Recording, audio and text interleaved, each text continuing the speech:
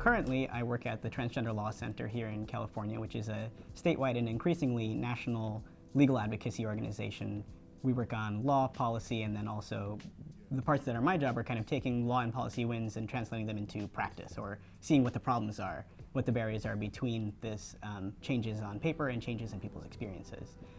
Besides that, I am also a writer and sometimes singer, sometimes comedian. First thing I want to clarify is that there is no legal definition of gender in this country, which is a good thing.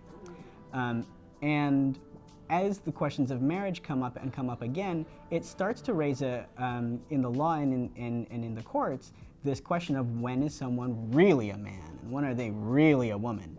Because, for example, if you have a trans woman married to a cisgender man and you are in a state that well, regardless of whether they recognize same-sex marriage or not, sometimes there are issues where the court, they'll go to file a divorce, for example, and the judge will say, oh, but your marriage was never real anyway because you're a gay male couple, which is obviously not true. But there's these questions being raised. And for some people, when you transition, you find your power, and then you find that people don't want you to use your power. Especially, I think this is true with trans women. In particular, I think it's true in different ways for trans women and for trans men and for people who are in the middle. I think people who are in the middle get the worst deal out of it because there's this pressure.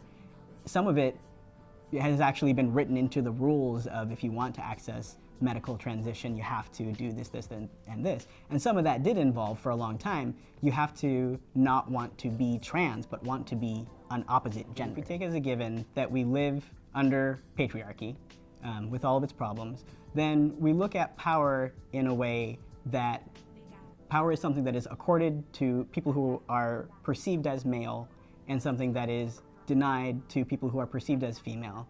And this is, an abstraction and an exaggeration. Where is power situated in the body?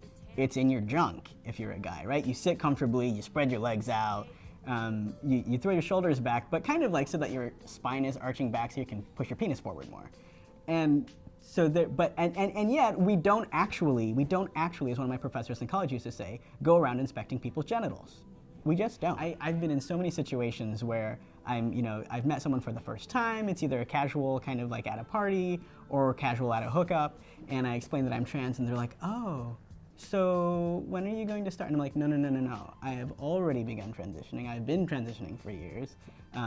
Trans men are a thing. We are a phenomenon that exists in the world at all.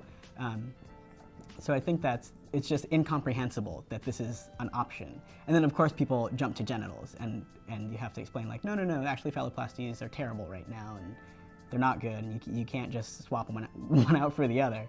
And then there's this idea that like, wait, you can be a man but not have a penis, and people, they can't understand this, especially cisgender men. There's all these assumptions about who has power and what kind of power do they have. And when we're looking at it in terms of gender, there's this, this idea of the penis, of the phallus, keeps coming back. And it's very Freudian and it's very tired.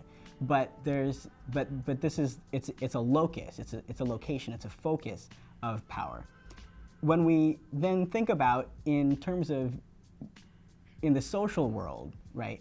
How are we seeing it? It's about how confident someone sounds or how far they make it up the social ladder.